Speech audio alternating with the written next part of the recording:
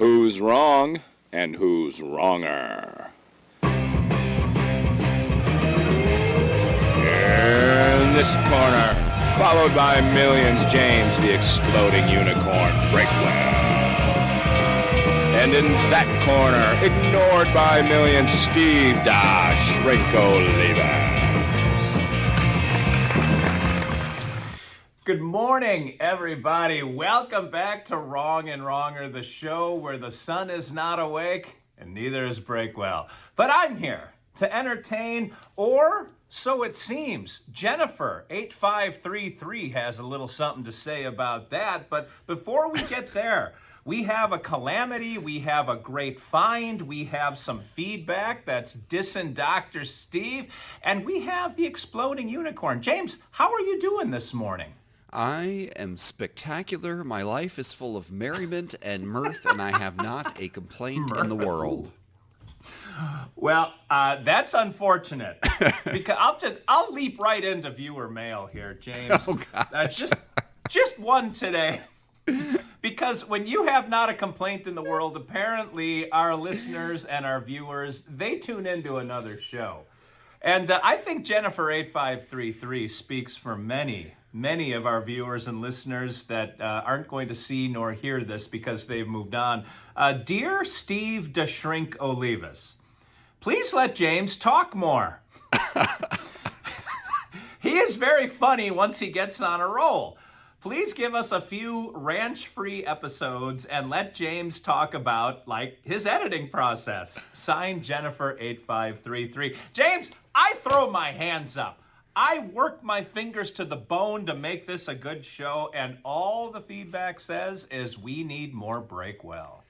Well, I mean, that's really all the world needs. But really, you've created a monster. You have done the worst possible thing. I have survived on the internet for many, many years by accepting no feedback of any kind, good or bad. I am an isolated box, immune to all outside influences. The internet is a one-way conversation. I talk at it. I throw information out there, and then I close my eyes and stick my head in the sand.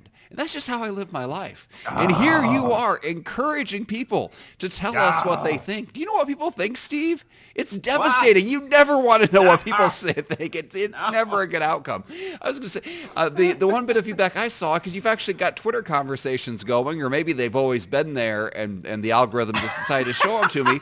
But somebody asked me, they asked each other, or maybe you, they said, are you guys going to be recording today? I was like, oh, wow, we're building some hype. And then the response to that was something about how Breakwell sounded whiny last week. And I was like, oh, that's right. That's why I don't read these things. I lack the emotional maturity to deal with feedback. However, in this particular case, this listener was 100% right about me and needing to talk more, or possibly all the time, just as a solo podcast.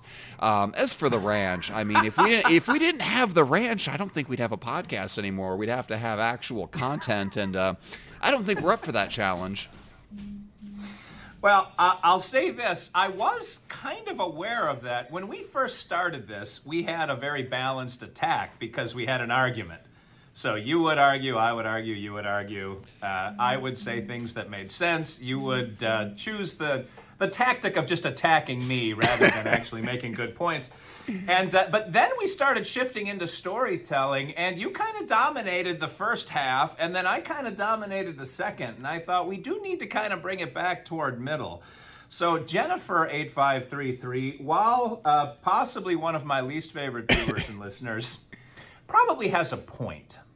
Well, I guess we only have things to talk about when they go wrong, and your life is just a lot worse than mine. I mean, objectively, by every measurement, you've made some bad choices. You're surrounded by hostile wildlife. Your very existence is crumbling to dust.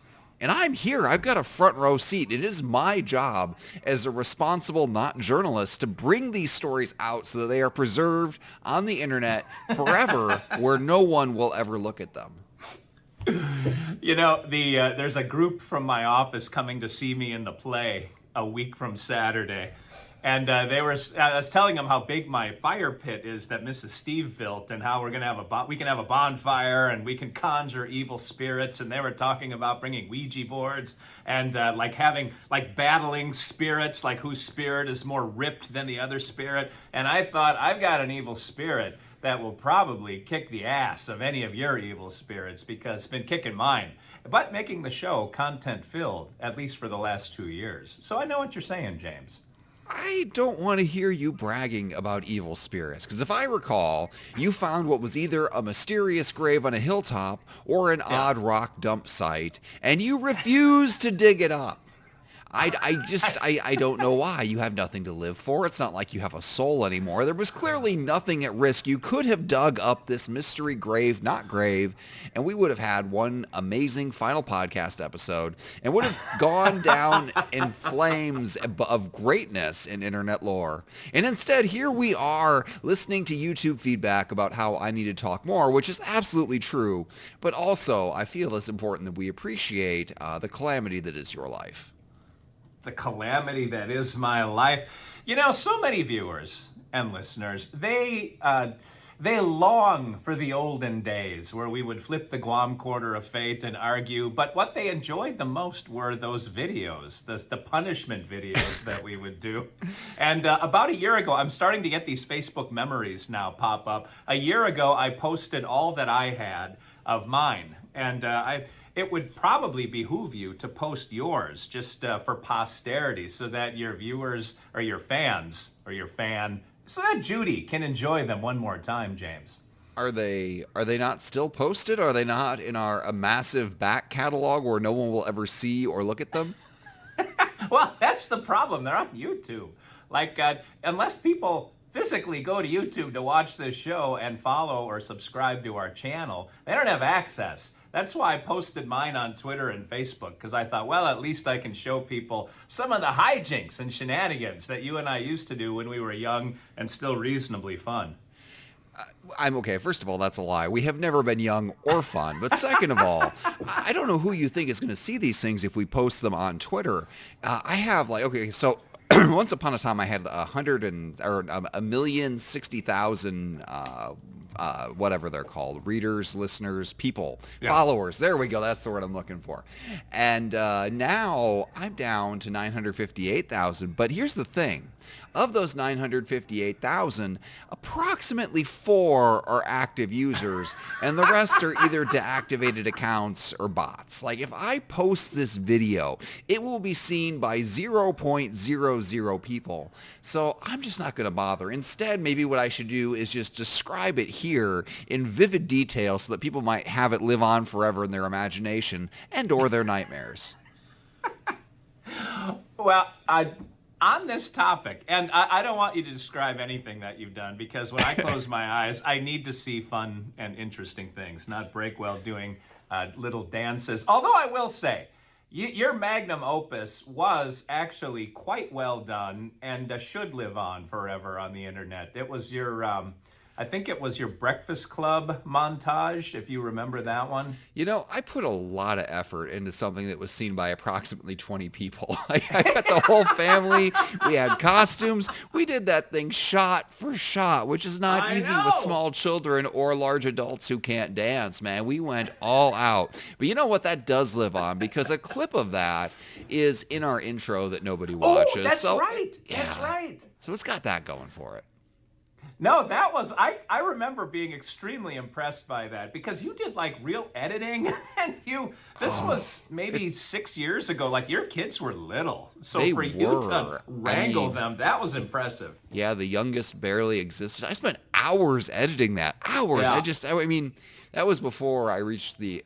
Well, you know what? We're gonna skip that track, because I feel like you're taking us down a different one. I will direct us to the pit of despair and melancholy later if we run out of other things to talk about. But for right now, I would like to go back to the other pivot point you threw out there that I just blatantly ignored. The Guam Quarter of Fate, Steve. You talked about how it used to determine what we would discuss in the old format, the old days, and I believe you have made a discovery. I feel like Indiana Jones, James. For one, because I'm tall and ruggedly handsome. And then for 2, so as I'm cleaning out my office here, and we are we're recording this on the 17th, so I am T-minus 14 days away from having to get out of here. But I cleaned out my top desk drawer. And I imagine if you have a desk, James, you have a drawer that has stuff that goes all the way back to the Paleolithic age in it when you started tossing random crap in there. But I found the original Guam Quarter of Fate that you and I used to use. I would flip, and then that would determine which side each of us argued on the original incarnation. Probably incantation too. We conjured evil spirits out here. But that you and I would use for the original incarnation of Wrong and Wronger. So this was before Kenneth Fisher sent me a roll. He probably spent $50 on the damn thing. A roll of Guam quarters. And when I lost this one, I started using his. And now I have found this one. And it was a magical find. And I knew you would be so impressed and possibly moved to a single tear rolling down your cheek. I'm mostly filled with disappointment and rage. I feel like a parent again right here. So you made such a huge deal about how the Guam Quarter of Fate had vanished. It was no more, could not be located, had disappeared from the earth itself. And it was in your drawer, the drawer right in front of you where you sit while you record these episodes. It never occurred to you that maybe the thing I did with this quarter that I only use when recording these episodes in this chair was to sit them in the drawer directly in front of where you sit. That never crossed your mind. It didn't cross my mind. And in fairness to me, it was way in the back of the drawer. And there were like several strata of sedimentary junk between it and the front of the drawer that date all the way back to like when Jesus was still playing Little League. So I can't hardly blame myself for not finding it. But now I have, James. I was lost and now I am found. Can we really verify it's the original one, though? Didn't at some point somebody send you an entire roll of Guam quarters? It could easily be a replacement that you tossed in there. No. And thank you for listening to everything I say, because I just told that story while you were dozing over there. But no, the ones that Ken Fisher sent, they were shiny and like mint condition. They were literally from the U.S. Mint. They got packaged up and sent to me. This one I always knew was different because it's sort of worn down. Like this one is dingy and it had been in circulation for a while. So this is definitely the original. I will not believe you, but that's okay. You believe you, and that's the important part of any story. I just, it's there, but like what purpose does it serve now? Are you going to use it in a vending machine? Like what are you going to do with this quarter now that it no longer determines our fate or anything else in the world? Wow, what a great question. I am moving offices and there is a chance I could frame this. I may send it to you, but you're already so in debt to me anyway. Why not just add a quarter to that invoice? And I don't know. We may take listener suggestions and viewer suggestions because now I lurk on YouTube to see what people like Linda8533 has to say about me. And I'm guessing she just got you and me backwards. She wants me to talk more. I'm amazed that she wanted me to talk about editing and writing, which is the bane of my existence, the source of 100% of my problems. Maybe writing is her version of a ranch. Like she understands the suffering involved, and that's why she wants me to bring it up. Imagine like a boring solo activity. Like somebody's just like describing how they play solitaire, and just I can't imagine. It makes riveting content. And I guess I once upon a time, before I got published, I did used to listen to like the stuff about like writers and their process, thinking, man, that could be me. And then as soon as it was me, I just lost all interest in the process. It's like, this is just work. And I don't want to listen to somebody else talking about the work that I currently right now at this very second am putting off myself. Man, I remember when you and I were just starting to talk about doing this podcast. I don't think you'd even published Dead on the Inside yet.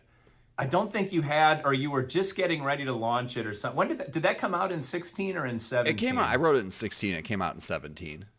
Okay, because I remember you saying, boy, if this is a bestseller, like you were making plans. Like, I don't know if you were thinking about what size yacht you were going to buy, or I think you were just thinking more, man, I'm going to do this for a living. Like, this is going to be great. and then you found out exactly what the publishing world had in store for you. And here we are, 2023, still going strong. You know, every time you write a book, it's like a lottery ticket. Anything could happen. And to be fair, I actually, like, I had some good years with those early books, mainly because they would sell foreign rights. You know, that first one got translated into a whole bunch of languages.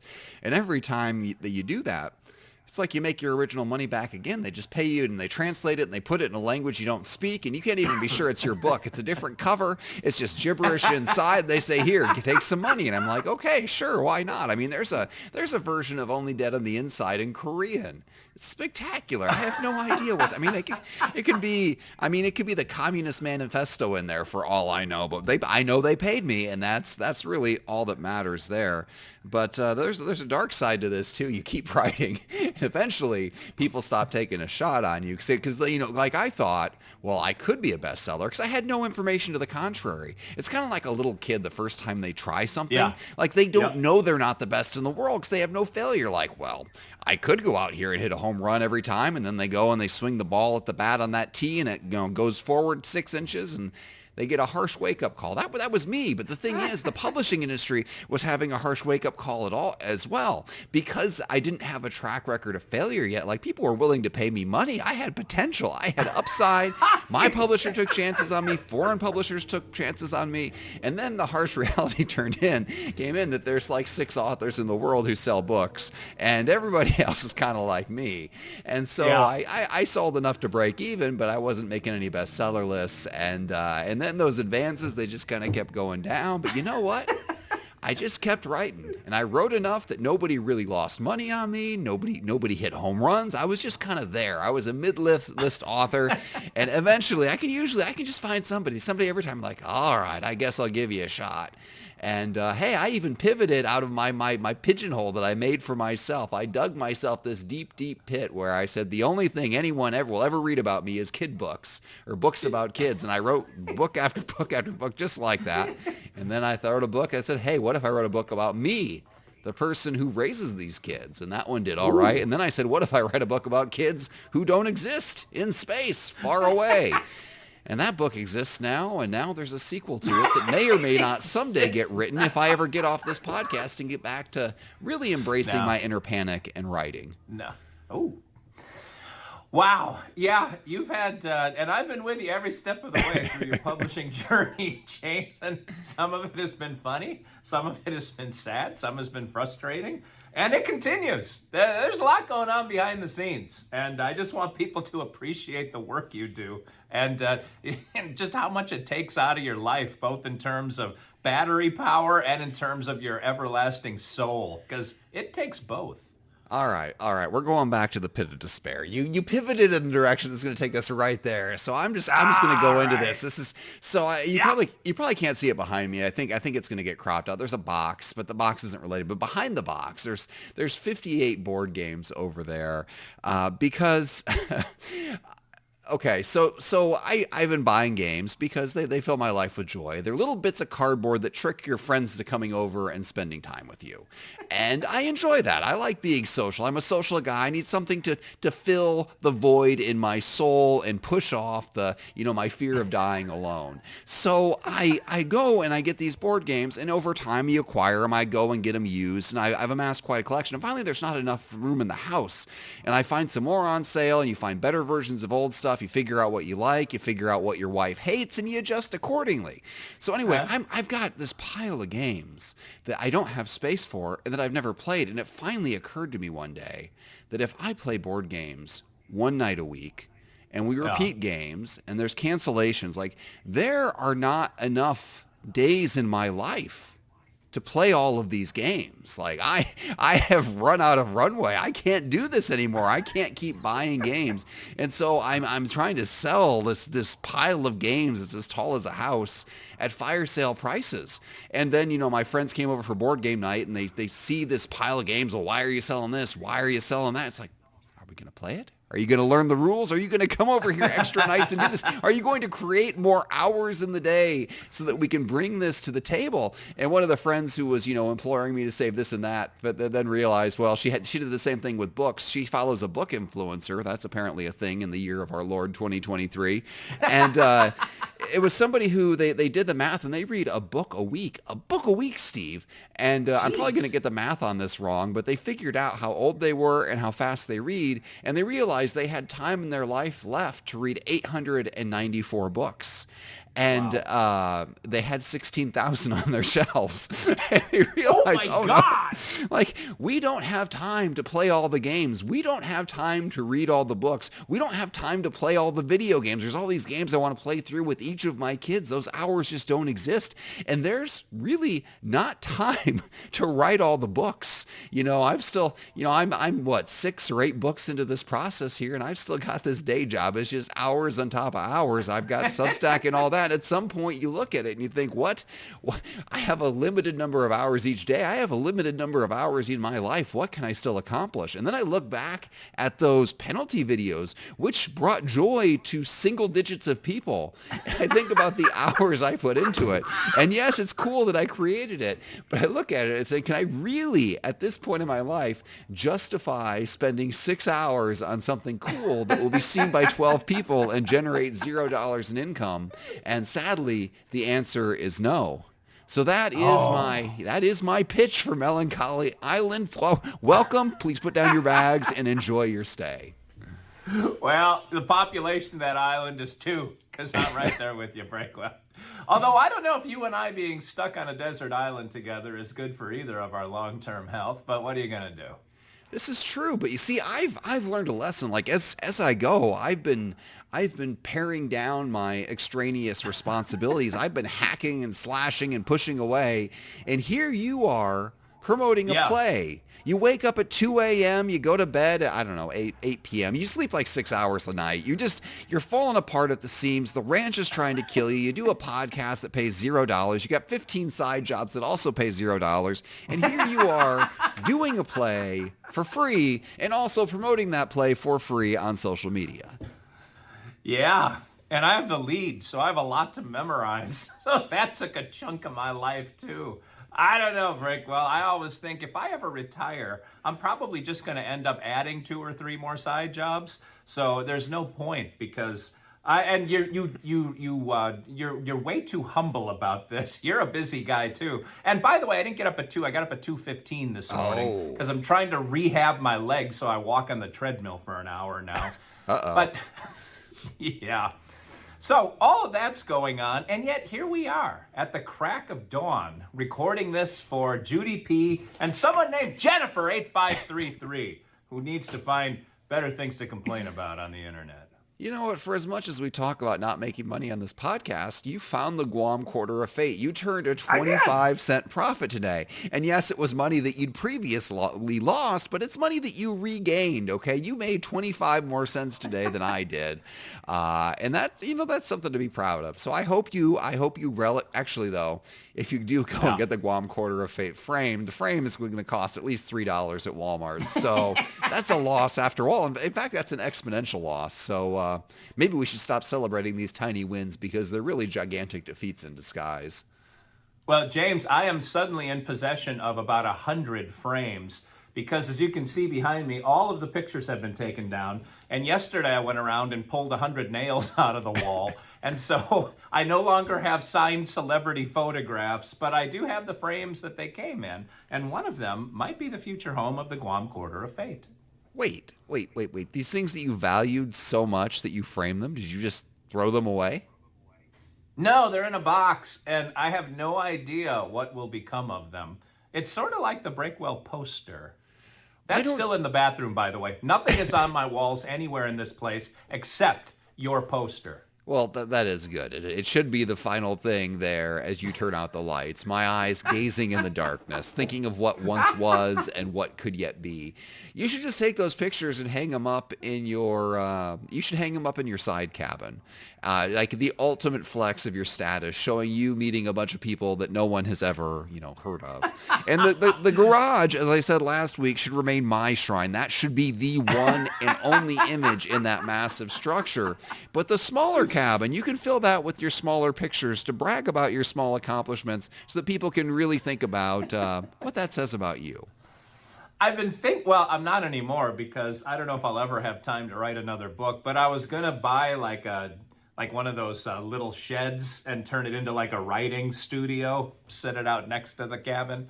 But now I don't think that'll ever happen. One, I don't know if I'm ever going to be in a financial position to buy anything ever again. But two, I don't know if I'll even need a writing shed because I don't have time to do anything at this point other than this podcast.